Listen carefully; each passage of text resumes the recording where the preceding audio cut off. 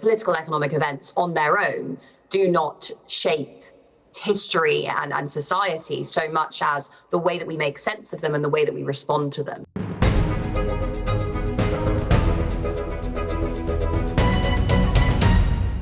Good afternoon, everybody, and a very warm welcome to this live event at the Edinburgh International Book Festival, sponsored today by the Scottish Mortgage Investment Trust.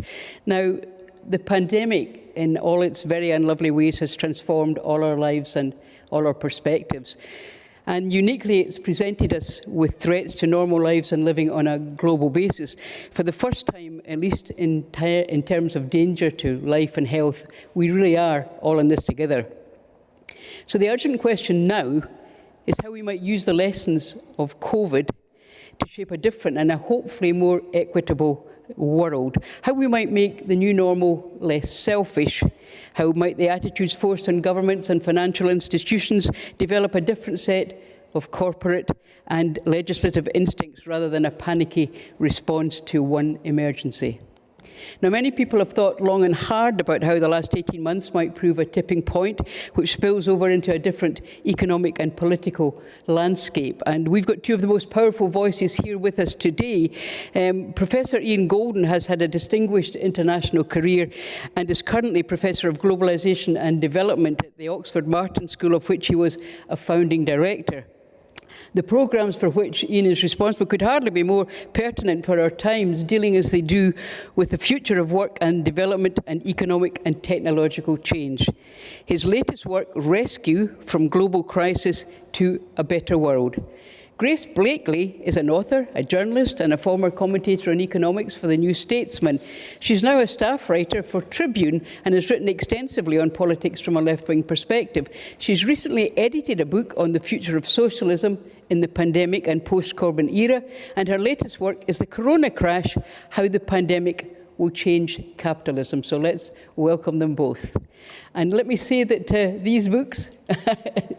these books are all available both in our bookshop here in the Edinburgh College of Art, but also in our virtual shop. So if you want to have a look at these books, and they have a fascinating range of insights into the current crisis and tomorrow's world, you want to go online to shop.edbookfest.co.uk. That's shop.edbookfest.co.uk. But please not now, because they've both got lots of things they want to say to you.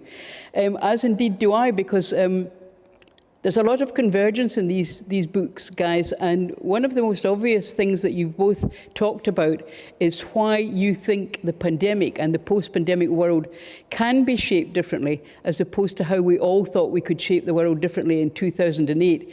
Everybody said in 2008, this crash will change our lives and our mindset irrevocably.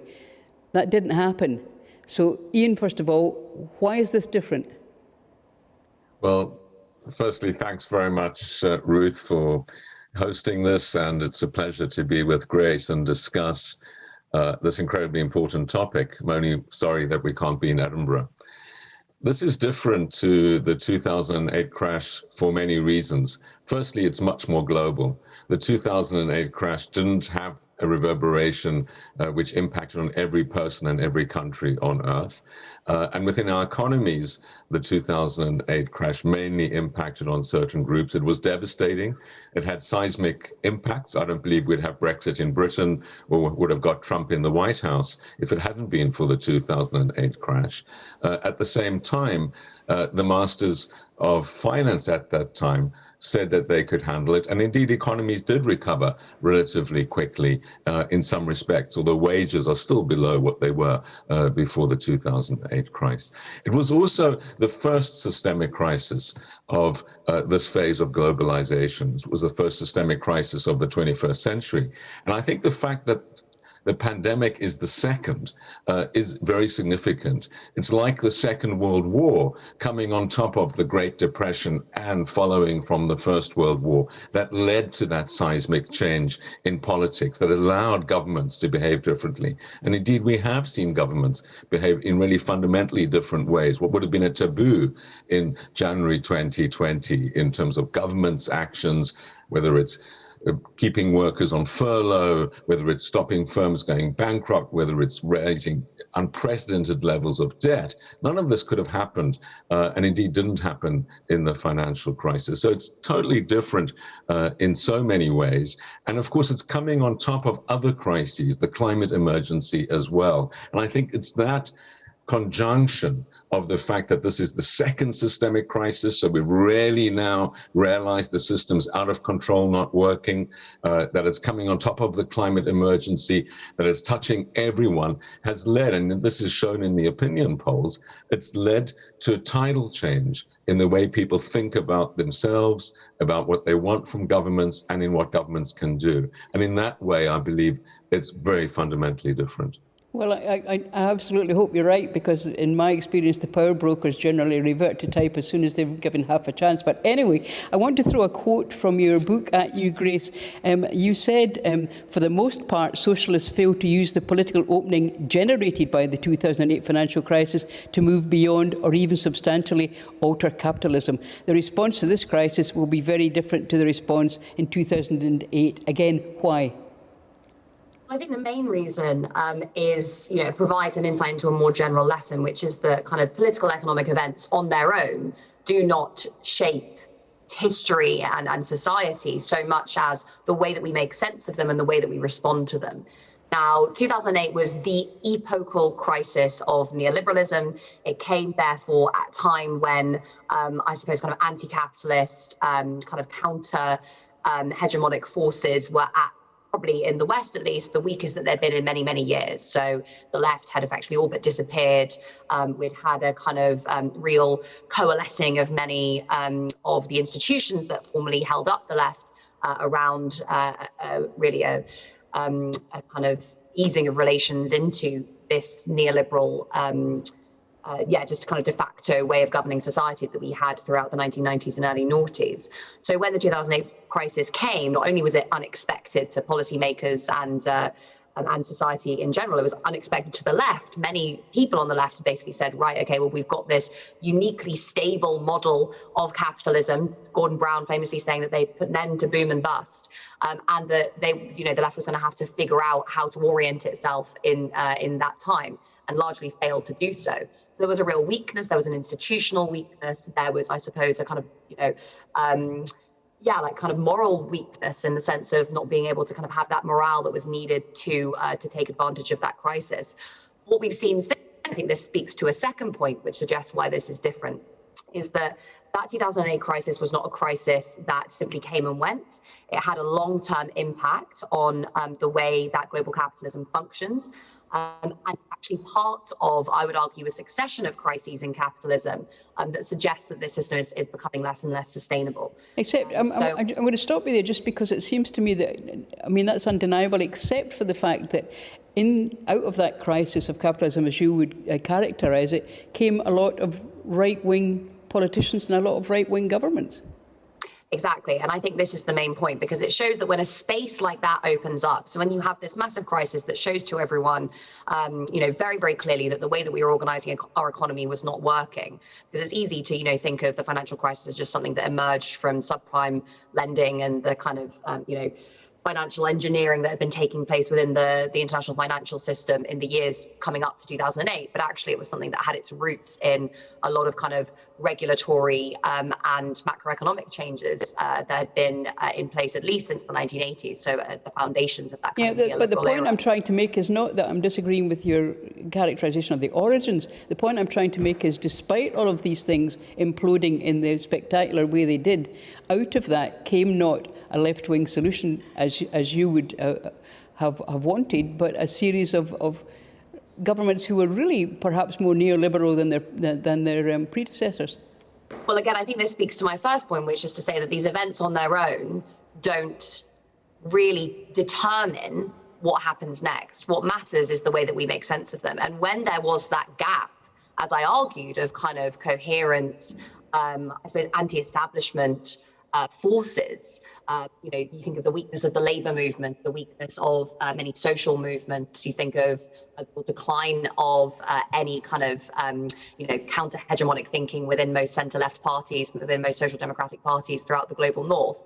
There weren't groups that were out there saying after 2008, this shows that capitalism has failed. Here is a route out. There were a small number of individuals, Bernie Sanders, John McDonnell and others stood up and said at that time, this shows this is a crisis of neoliberalism. We need to rethink the way we organize capitalism. There was Occupy Wall Street, which took place a little bit after. But it was only many, many years after that crisis that those groups really kind of resurrected themselves and were able to develop and push into society this new narrative. Well, and where they failed to do that, other forces, of course, were very, very clear and quick to come up and say, this is a crisis of globalization. What we need to do is shut down the borders. I'm going to come back to why you think they failed in a minute, but I want to bring Ian in here because you've said a revolutionary moment is a time for revolutions, Ian. It's not a time for patching. And you've also said that radical reform of the kind you're both arguing for, radical reform is a time for revolutions, as I say, not patch, but it's also less worrying than business as usual, you say. Now, can you put some flesh on that? Because people need a lot of persuading about radical reform, and there's been such a huge crisis in the last 18 months that maybe that moment has come. But why do you think it will be more comfortable for people than business as usual? Well, there are two main points that I'm trying to make there. The one is that we've already seen a revolution. I mean, what governments are doing now, not even the most left-wing governments or parties, Corbyn would not have done what's being done now in 2019 or 2018. What government's doing is way beyond anticipation. And these moments of crisis, as happened in the Second World War under conservative-led government, as happened in the US under Republican-led governments, was impossible because of that crisis moment. Massive support for workers, the new infrastructure bills, etc.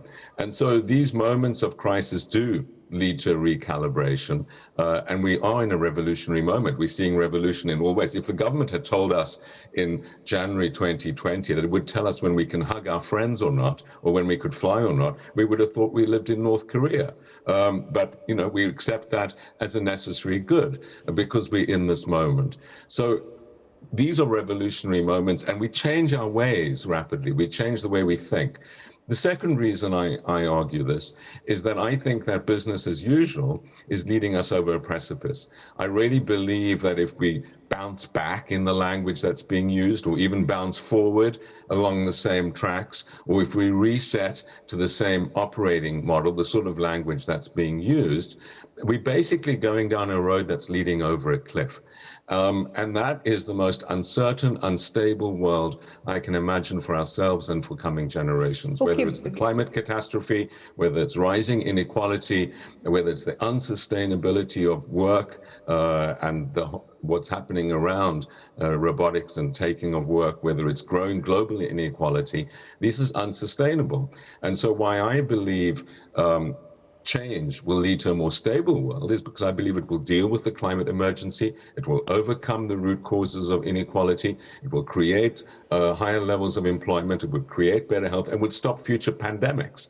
Unless we do radical change, we're not going to do any of those things. And that's why I think that radical change leads to a more stable, certain future. And if we're scared of change, then we need to change more rapidly to get a more stable world. I'm not going to disagree with that imperative for change at all, but I would point to the fact that, as the rented sceptic here, I would point to the fact that, for instance, the current UK government, which has done all the things you've said that it would have thought were left-wing lunacy before in terms of state intervention, they have done all of these quite radical things, quite revolutionary things. However, when push came to shove, they didn't suddenly go after tax evaders or tax avoiders. They cut aid.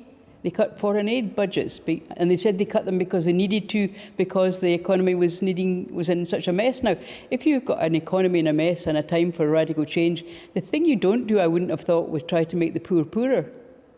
Absolutely. I couldn't agree with you more. And I've amongst those that have been arguing vociferously, I did an op-ed in The Guardian and elsewhere, that this is a travesty, this aid cut.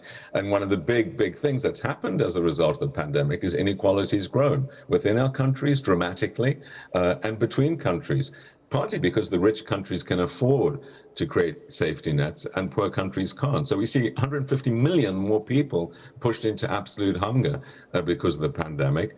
We see over 200 million people pushed into deeper levels of poverty. So it's been a disaster in that respect. And of course, this government needs to do things very differently. At the same time, it creates this opportunity. It creates this possibility that actually governments can increase spending. Governments can tell us how to change our behavior. That is possible. This whole idea of governments have to let individuals, there's no such thing as society, only individuals, the Thatcher-Reagan mantra has been totally broken. And that is what I welcome. Okay. I think what we're seeing is the failure of individualism, the failure of a race to the bottom in taxation. The OECD has taken halting steps towards a global treaty. That needs to be reinforced. We need urgently to have higher levels of wealth tax. But very small changes in the tax code could lead to radical improvements. Okay. It's really about people escaping who should be paying tax and who used to pay tax. In the golden age of capitalism from 1950 to 1970, the marginal tax rate was 70%.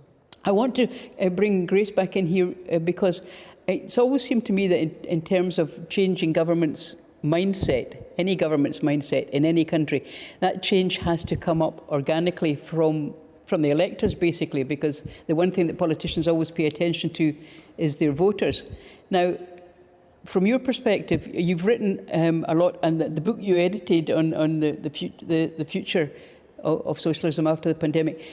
I mean, you admit within that there are so many different voices, Grace, and although the voices are people who broadly want to seek the same destination, they're on so many different roads that I wonder how you're going to create this groundswell of consensus. Well, I think whenever you're dealing with a mass movement, you're going to end up having lots of different voices, arguing for lots of different routes to often fairly different endpoints. That is the nature of having a kind of democratic grassroots movement rather than a more kind of elite-led movement. But I think that's also a virtue because, when we think about the route towards change in the wake of a crisis, I think the most kind of effective thinker on this is a Marxist thinker, Gramsci, who obviously comes up with this idea of the kind of revolutionary moment that comes after a crisis. And rather than simply saying, right, okay, well, there's a crisis, the state will fix it, which is often what we assume. We assume, right, okay, so capitalism's failing, there will be a constellation of interests that exists within the state that will mobilize in order to kind of fix things. His argument was actually that there needs to be a kind of the building of a movement. He speaks often in military terms when he talks about the opportunities and the challenges that exist within kind of trying to build up this grassroots movement that's able to influence what happens within the state and ultimately enter into the state itself. You begin to see actually how complex really creating change in societies like this is. And the reason that it is so complex is because the state is not an institution that stands itself apart from social relations. We know, and we've seen this, through very obvious examples throughout the COVID pandemic from, the Conservative Party's accusations of corruption around, refurbishing number 11 or the chairperson of the Tory party or the Greensill scandal. I think we better say number 10 before we get into trouble with the Chancellor. Oh, yeah, well, quite. Well, lots of ways in which, shall we say, elites are kind of protecting one another within and outside of the state, right? And obviously that's largely what happened in the wake of the financial crisis. There was a crisis of capitalism and people who had an interest in the system staying as it was came together and said, we'll fix it in this way. And we won't actually speak to the underlying challenges and causes, which is why we had a decade of stagnation after that crisis. Today, we have stronger movements at the grassroots, but as you say, they're perhaps not as connected, they're not as linked. There was a moment, I suppose, of relative coherence for the left, which was under Jeremy Corbyn in the US, Bernie Sanders in the UK, a few other movements around Europe. But that ended up failing for a whole bunch of different reasons, at least in part because those forces that exist on the right, which have been astonishingly well equipped to align the interests of a certain portion of the elite with a certain portion of the working and middle classes, was so much stronger. So the question we face now is not, can we come up with clever solutions to the problems that our societies face? I mean, I'm sure we can. There's been a flowering of kind of progressive policy development over the last 10 years. The question is, can we conceive of a power base that is going to be able to get out into the streets, work within institutions, work within state institutions, within firms, within all of these organizations and actually pressure our politicians enough to change course? Right. And Well, is it a movement that can be stronger than that which exists already on the right? Let me bring Ian back then. I mean, you flag up both just now, Ian, and also in your book, you flag up the fact that just after the Second World War, when everything was clearly in a mess, not least the economy, and everybody was flailing around trying to patch things up, to use your other verb, but you say that there were extraordinary developments of positivity in the immediate aftermath, not least the creation of the National Health Service in the UK. And actually, we're sitting here in Edinburgh, and the Edinburgh Festival was born just after the Second World War, and somebody somewhere was sufficiently imaginative to see that art and culture were building blocks of a better, more vibrant society. So, I mean, where are we now? If you could wave a magic wand now, what do you think might come out of this which would be comparable to that sense of adventure that some people felt able to pursue in 1945? Yeah, it is extraordinary, and I've been trying to understand that period. Churchill was the war hero. They'd been fighting on 5 fronts, and he was defeated 6 weeks after the end of the war by a relative unknown, Clem Attlee. And trying to understand that, why did the grassroots of UK, and a landslide, biggest election victory ever in terms of the landslide swing for Labour, how did that happen, that they defeated Churchill at that moment? And the answer is that Churchill wouldn't embrace the Beveridge Report. He wouldn't embrace the welfare state. He wouldn't embrace the permanent radicalism that was embodied in that moment. And there were tremendous intellectuals like Beveridge and Keynes and others. Certainly neither of them would have called themselves Marxists. They were both liberals. But they had a very radical idea about what the state should do. And they had been scarred. Everyone had been scarred by the experience of the Great Depression and the First World War, which is, I think, our scarring. We've been scarred by other things too. And so people basically in that democracy, as I think they will today, rallied behind an idea of a different sort of society. And I think it's that compelling vision in the end, together with the idea that people wanted a different world.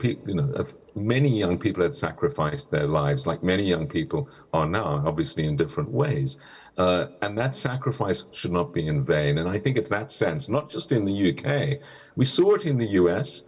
The tide swung against Trump, and Biden got elected. Not many people would put high stakes on Biden a year before that election.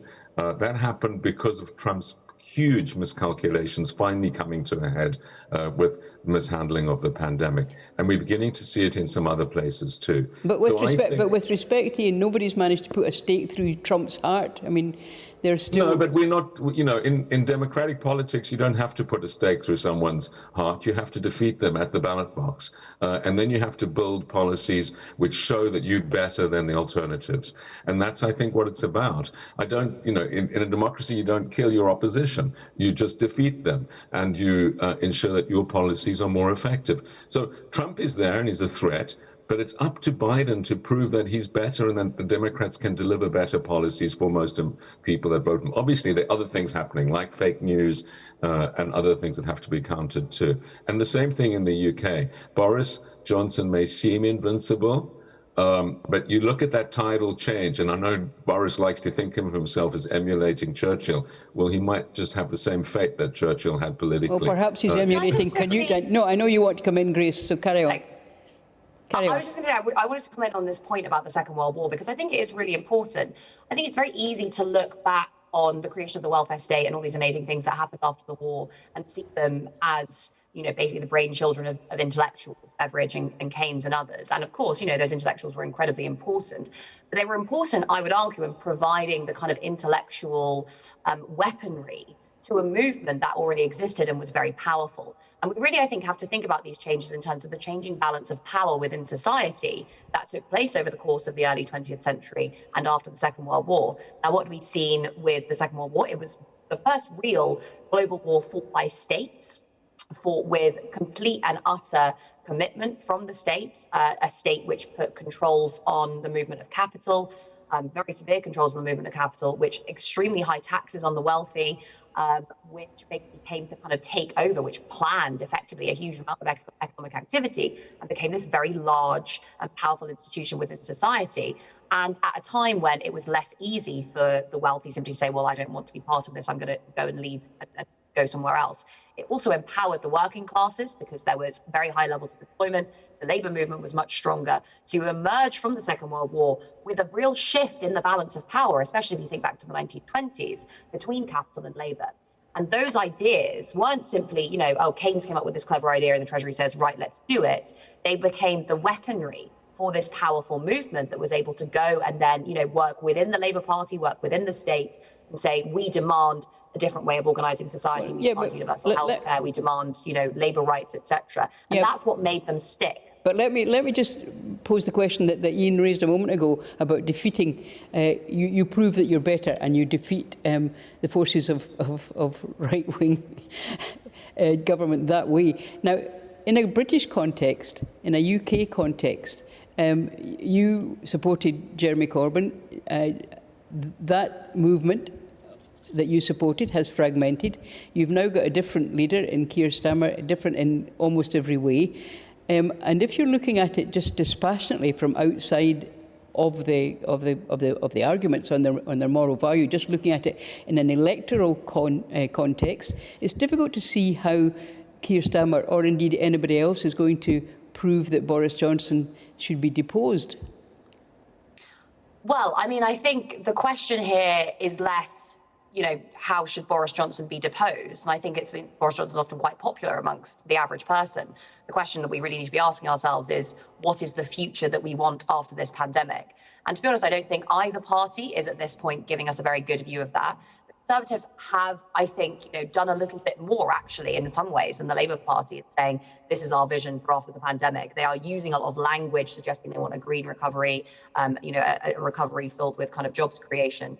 The detail on that is very, very lacking. But it's up to Labour to come in and say, not only is the detail lacking on your plans, here is our plan for the post-pandemic world. And as I've argued in my book, I think it should be built around something along the lines of a Green New Deal, which is something that can unite Social Democrats, socialists, everyone on, you know, liberals throughout the kind of progressive end of the political spectrum to suggest what we need is jobs creation. We need to kind of empower working people. We need to democratize our society. Actually, I think a lot of those kind of reactive right-wing movements are a response to a pervasive feeling of powerlessness that we have in quite a kind of top-down, you know, bureaucratic, monopolistic, very unequal form of capitalism. And we need to do that whilst fighting this big, you know, the big there's another moment, which is climate change. Sorry to interrupt. There's another moment of convergence here between your both of your recent writing, because you've also talked about the Green New Deal, Ian. Yeah, absolutely. I think a job creation program, which is also based on an energy transition, allied with transformation, not only nationally, but there has to be a global deal as well, not only on climate, but to stop pandemics, to stop future financial crises. So a real revitalization of global management, United Nations and a commitment that is necessary. On the question of whether Boris Johnson is defeatable, you know, tides change very quickly, and I agree with Grace. It's up to the opposition to make a compelling story. What's been happening in this pandemic is the Conservatives have taken on many of Labour's clothes. You know, the role of the state has transformed.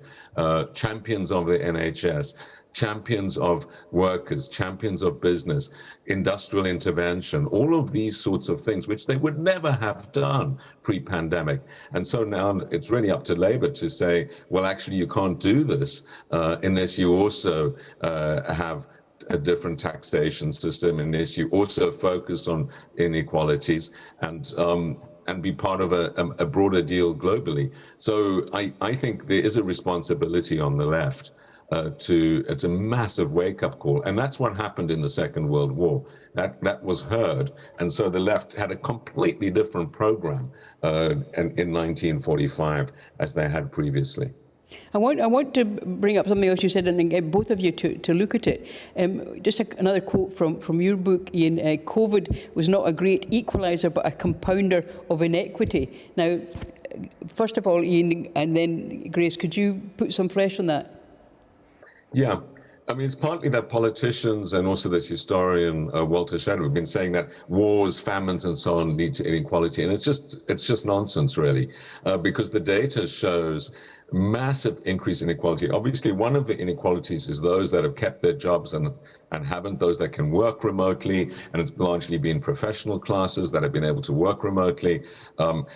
Many people have been laid off, those in hospitality and many other sectors have been laid off. It's not only inequality in income, it's inequality in health. If you look at the statistics on COVID-19, suburbs in towns like London, like I'm sure Glasgow, where you're from, Ruth, you see like some areas have mortality rates which are 2-3 times other areas, and that reflects crowded conditions, reflect the fact much more essential workers having to be exposed, having to go to the stores, having to go to hospitals, having to go on public transport, and of course not having access to many things that richer people have. So massive increase in inequalities within our country, and you've seen this in the rise in people and food banks, and Marcus Rashford's done a great job in highlighting that. But it's even more the case globally. And there we see, because the richer countries have found 17 trillion pounds for themselves. It's almost a quarter of global economy has been found in stimulus package. Different question, where's the money coming from? But that has been supporting the rich economies, which are going to be bouncing back at quite a higher level this year. None of that has happened in poor countries. And so we've had this rise in extreme poverty, in extreme hunger, and we're seeing also a growing nationalism. So COVID vaccine nationalism is one of the devastating factors. So huge increases in health inequalities and other diseases like malaria and many others rising much more. So the sustainable development goals have been totally derailed by the pandemic. Grace? And that rise in inequality is here to stay unless we do something about it. Great. Yeah, I think there's two elements of inequality that I want to pick up on in particular. The first is what Ian just mentioned, so rising global inequality. We saw in the early stages of the pandemic the biggest outflow of capital ever recorded from developing countries, bigger even than the debt crisis in the 1980s. And what that's meant is that these states have barely been able even to just cover their current expenses whilst also servicing their debts. We're seeing a lot of states in debt distress. And there is no real coherent mechanism at the international level to be able to deal with those processes in a fair and just way. What we really need actually is a lot of this debt to be written off, because we've ended up in this situation where countries are being kept in a position of kind of dependence, both because of the unfair nature of the global economy, but also because of the unfair rules of the global economy. And that is preventing them from developing and adding to this problem of debt that just doesn't go away. So we need a debt write-off of the global south. And ultimately, if we don't see that, we're not going to have a recovery for the whole world. I mean, we're thinking about supply chains, thinking about production, much of which takes place in the global south. If we see huge sections of the global economy basically succumb to long-term stagnation, we're not going to have a recovery at all. The second issue, I think, is wealth inequality, particularly within the global north. Now, this is something that's a really important factor, thinking about looking at, the post-crisis trajectory for countries like the US and the UK. Wealthier people who've been able to work from home, keep their jobs and see their expenses lower, have built up a huge stock of savings. If you look at the savings ratio, it's gone like this. The graph is it's staggering, because many wealthier people have been able to put money aside. Many others haven't. Many others have been forced to take on debt, either because they've been forced to take out sick pay, they've lost their jobs, or they've just, perhaps seen their expenses increase. That's created significant amounts of inequality on its own. Then you have the impact of monetary policy, which is, by the way, partly how this increase in spending has been funded. It's just kind of, money creation, which is for the first time ever in the UK been used to actually directly fund government borrowing. And what that's done is basically the Bank of England creating lots of money, using it to purchase assets in the private financial system that has flooded capital markets basically with lots of cash. Investors have taken that cash and they've used it to put their money into equities, into corporate bonds, all these other assets. Yes, and as a result, we've seen this massive boom in equity markets, a massive boom in wealth, a massive boom in house prices. So those who own things have done very well. Those who don't are Well, I further and further behind. think we're all in agreement that that's where we've got to in terms of wealth inequity now in this country and obviously globally. But it also begs the question of as to whether or not we really are all in this together, because we've you know, post-pandemic for some people is a time to go out and spend all the money they accumulated because they weren't going out in fancy restaurants on expense accounts. But post-pandemic is quite different from other people scrabbling about trying to find a job or trying to put food on their family's table. So there are two tribes, and I'm wondering how these tribes can be united in the kind of revolution you're talking about, Ian. Well, I think we're certainly not all in this together. We're all in together in the sense that everyone's weathering this global storm, and that's the first time ever in our human history that we're all experiencing the same thing. And that's, I think, leading to some solidarity. We're seeing amazing solidarity within our societies between young and old people, essential workers and others, etc. But it's like some people are, you know, living in an ocean liner and some are in a leaky rowing boat in a massive global storm. So what needs to be done about it, I think, is a redistributive state. We need to be taxing more and spending more. We need to be creating sustainable jobs. I don't believe that we should be sustaining people in unemployment because I don't think people get a sense of self-worth or networks or career progression out of that. I think we need to be creating employment. And I think it's going to definitely require higher taxes, both of a wealth type, asset values, to stop these asset bubbles, but also to create a basis for redistribution. So there's no running away from the tax story in this. In the end, it comes back to where does government get its money from and how does it spend it? Okay, there's one other thing I'd like to bring up on an allied topic, which is about the fact that not just some people have done better than others out of the pandemic and are now celebrating their, quotes, good fortune, end quotes, but there's also the fact that alongside the people who are indulging in what you called vaccine nationalism, there's a host of anti-vaxxers, a host of anti-maskers, a host still of denial, of people in total denial about this. What would both of you say to people or do about people who absolutely refuse to be vaccinated or wear masks, which are still illegal in Scotland to be in a public, in an indoors public space without a mask on, and yet people flout that, and that's now the law here, and they flout it. What do we do about people who are just refuse to be collegiate about this? Ian? Well, I think we need to be very tough, just in the same way that we expect children that go to school to have vaccinations because they threaten everyone else. I think we expect people that operate in society to do everything they can to protect not only themselves, but the rest of society. We don't allow people to walk around with guns that threaten us. We shouldn't allow them to walk around with viruses that threaten us.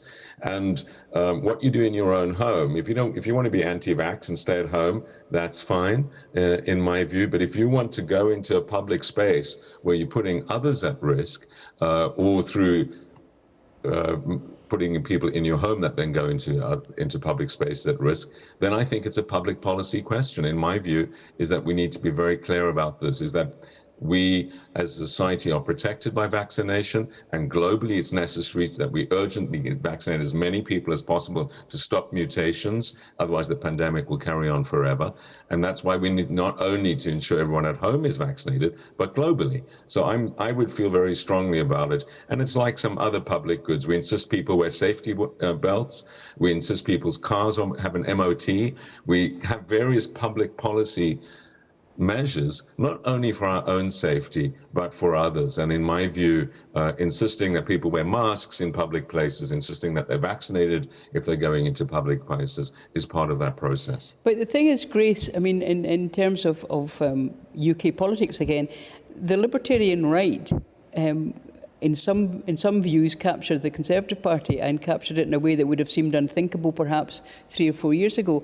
And they now seem quite a powerful force in terms of shaping government policy, at least at UK level. So what makes you think they can be defeated?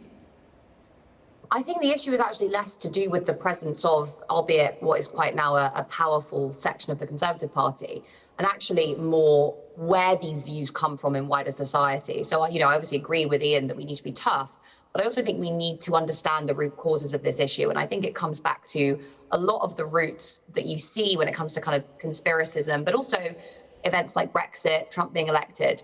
I think there is a large segment of society who basically have zero trust in any political elite. And you see this in the stats on trust in the media and politics, whatever. And so it's almost as though when they are told something from on high, whether that's stay in the European Union or wear a mask, they will immediately go to the opposite, both out of a sense of a lack of trust and also as a kind of screw you to people who they feel are too powerful and who are controlling lots of different areas of their lives.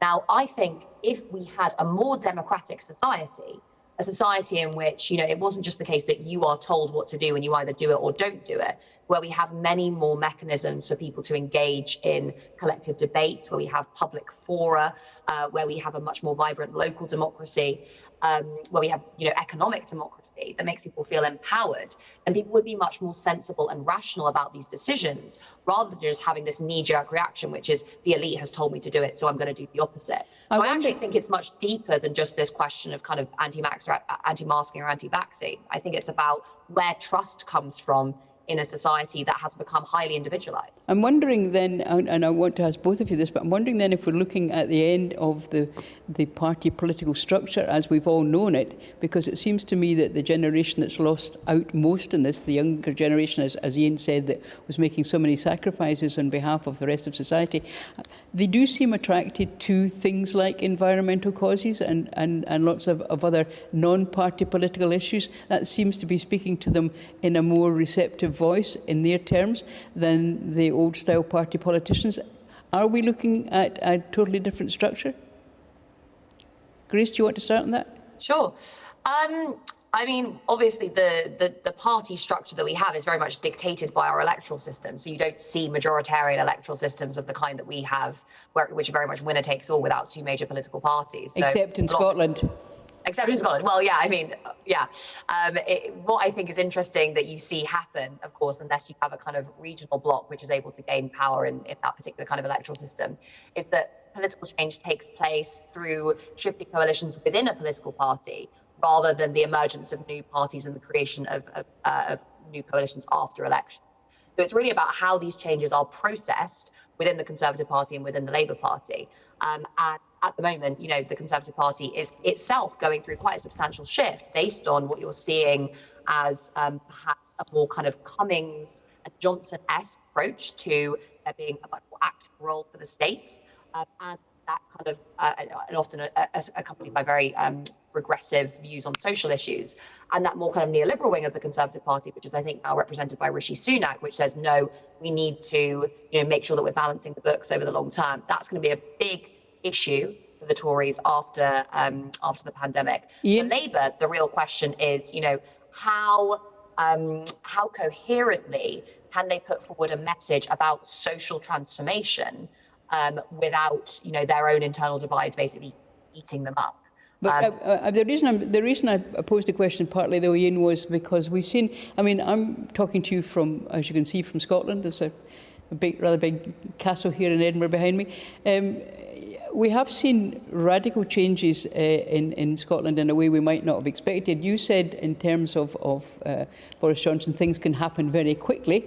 And you talked about the tidal wave of electoral engagement in the Second World, just after the Second World War. And here in Scotland, we had, if we'd been having this conversation 10 years ago, 15 years ago, it would have seemed absolutely incomprehensible that the Labour Party would not be the hegemonic party in Scotland. And then in the course of a very brief period of time, the Scottish National Party has now been the party of government for a very long time in Scotland. So party politics seems to me to be much more shifting sands than it ever used to be. I think that's right. There are two things. One is I think what we recognize is that we can bring about huge societal changes without operating through the party political system as our first port of call. And whether it's, the Me Too movement or Black Lives Matter or Extinction Rebellion, and other climate movements, whether it's the anti-apartheid movement that I was involved in. There's a new organizing basis which can bring change, which doesn't require that you first go to politics and change the party to get the change. And we've seen that very strongly, and the growth of social media has empowered that in a very positive way. There are many bad things that have come out of social media, but there are also some powerful positive mobilizations that have come out of that. That then puts pressure on the politicians. And I do think that politicians are followers, not leaders, typically. And that if you change the public mood, so something is no longer acceptable, and I'm sure we're seeing this in the ruling party in the UK at the moment on climate. We're seeing it in several responses to the pandemic. It's basically something which they say and then they retract it 2 weeks later. And we see it with Marcus Rashford many times with this government, because it's not socially acceptable to do that. And I think that's teaching us something about how we can move the party, but it's also leading to some convergence of parties in what they're saying, because they're all pushed by this mood, and that's where differentiating the parties becomes really important. Well, I want to bring in some of our many, albeit it is a live audience, in Zoom, and we've had a lot of questions already from them, and I want to bring in some of these. There's one from Terry, who's asking, how do we change the minds and hearts of the electorate enough to coalesce in opposition to those who are leading us down a destructive path of back to normal rather than going in a new way? Grace first. I think that actually at this juncture, we have a real opportunity to be able to build a narrative that appeals to a majority of people in society, rather than, what we've seen really since the financial crisis, which has been incredibly divisive along very, significant lines. Because when you look at the polling on climate breakdown, the vast majority of people think that this is an incredibly important issue. An increasing number of people think that this is the single most important issue facing the country at this point in time. There's also widespread agreement that we need to have a just recovery from COVID, that we can't go back to the way things were before. There was a study by IPPR, I think, in the middle of the pandemic, which said, do you think that the economy was working well even before this? And something like 98% said that they thought the economy needed some fundamental change. So, there's widespread agreement that we need to change the way our economy works, that we need to decarbonize. It's really a question of how that is framed. And this is when, the strategy of communications becomes really, really important, because you both need to be able to kind of build a sense of a movement and make people feel empowered within that movement. So, reminding people we all want the same things. We all want a better life for our children. We all want, the planet to heal and to create jobs and to create opportunities. But also to identify the fact that there are vested interests that stand in the way of that. It's not enough simply to identify a problem. You have to be able to explain to people why that problem exists, because otherwise they'll just go to, it's refugees or it's scroungers or whatever. So you have to be able to identify actually the fact that there is, an elite in our society that does actually benefit from things continuing to be the way that they are, that will continue to avoid tax, to lobby for particular kinds of regulation, to basically kind of use this country as a playground, basically not particularly care about what happens to ordinary working people. But I think, Ian, if we could get back to the question, which was how we get people to coalesce around a theme that will topple what they regard as an unfortunate government. Well, in Rescue, I point to many examples where this has happened. I've seen it in my country. We've seen it in the US now. We've seen it in some others, and it's really in democracies that these tipping points can happen very quickly. So the government, it's a combination of governments being shown to be not very competent in some areas. And in the UK, we have one of the highest mortality rates in the world. So, there's nothing to be proud about in terms of this government's handling of the pandemic in the UK. And the opposition having articulated a compelling vision that they would do things differently. When you have an opposition which is timid and is unable to give a narrative which is any different in substantial ways, then you're not going to be able to win an election. So I think it's really both that the government making mistakes, government not doing what people wanted to do, and having a compelling vision. At the same time, there are many other things the way I think there is a coalition, for example, on climate change, and we'll see this leading into COP26.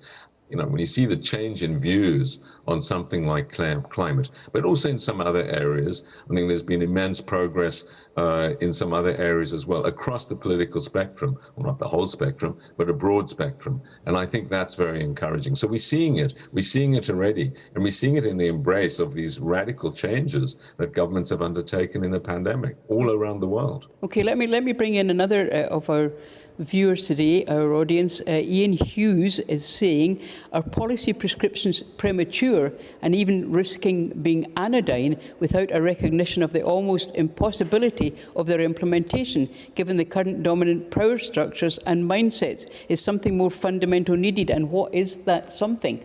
Grace, I thought you'd get the easy one first. I agree. I think that's very much kind of the point I've been trying to drive home, is that, you can come up with all the brilliant policy ideas you want, but unless you're able to kind of build a movement behind them that can shift the way that people think and the way that politicians calculate what's in their interests, then you're not going to create much change. To be honest, I'm much more optimistic than you might think, given the situation. And the reason for that is really, when you look back to where we were after the financial crisis, there wasn't this really, as Ian mentioned, all those kind of movements, Black Lives Matter, Extinction Rebellion, etc. These movements had really very much got into remission. The left as a whole had got into remission. Today, I see many more young people being very actively engaged in politics. I see very powerful movements, and increasingly, I see those movements not just kind of coming up, impacting the discourse for 10 minutes, and then politicians saying they'll do something, and then kind of falling away. I see these movements becoming institutionalized, becoming a part of our communications, a part of our media landscape. And I think that is really what is going to end up changing things over the longer term. The places I think we really need to see much more growth is actually in, really where we've seen all progressive social change come from historically, which has been through fights that have taken place within the labor movement. So how do we have the weekend, limits on working time, universal healthcare, all these sorts of things that were introduced after very long and often bitter fights by a powerful labor movement. That is something that we are missing at this point. And I think unless we are able to rebuild those institutions, then we're going to continue to see the balance of power being somewhat weighted in favour of the status quo. Well, let me play devil's advocate with Ian's question to Ian Goldin here, because Ian Hughes is saying, are policy prescriptions premature? I mean, there is an argument that policy prescriptions are overdue. Yeah, I would argue they're overdue, and Rescue is just full of them on 14 different dimensions. The idea that you sort of wait for your nirvana to happen, or for the working class to coalesce into a trade union movement that's going to create the change you want, or the revolution you want if you're revolutionary, I think is idealistic, in the sense that you could wait forever and you don't get the incremental changes. So I think it's a constant struggle on multiple fronts, whether it's on climate, whether it's on gender, whether it's on stopping the next pandemic or development or inequity. And each of these, there are many, many things that can happen and are happening in different countries. We can look to other places where there have been successes. There have also been big setbacks, of course. But each of those are sites of struggle all the time. And I think it's only by engaging all the time, incrementally, that you get to where you want to be, rather than sort of thinking that there's going to be some endpoint, and if everything is done to prepare for it, it'll suddenly happen. So my view is that this is incremental, continuous, on multiple dimensions. Can I just reply to that? Because I think, there's some agreement there. I do agree that all societies are engaged in a constant process of struggle, and it's up to those of us who think that society should be different to consistently engage in that struggle. I don't really believe that there's some sort of endpoint of revolution or anything like that that's going to come around. But I also think it is slightly naive to assume that just by suggesting policies to a kind of benevolent and detached state apparatus, we're going to see change that way. Because we've tried that a lot before. It's very easy to come up with kind of Keynesian solutions to something like the financial crisis and say, right, this is what we're going to do. But unless there is really the kind of power base for those policies to be put in place, you're not going to see state actors respond in the way that you might want them to, even when it's the most rational and obvious thing to do, like, for example, fighting climate change. So I think it needs to be both. Ian's giving us a very quizzical smile there. I don't disagree. I mean, clearly there needs to be a constituency for change, but that constituency doesn't, can be in incremental areas. and sometimes policy can be made in meeting rooms. It's, you know, it's very unusual, but I've been in many meeting rooms where it's happened, and certainly I was involved in that in South Africa. It was a massive process of change, and then things happened in a very dramatic way. Well, but yeah, I agree that as we're all getting on far too well, I'm going to throw something into the mix just to annoy everybody. Brexit. Grace has always been a Lexit, a Eurosceptic, a left-wing Eurosceptic.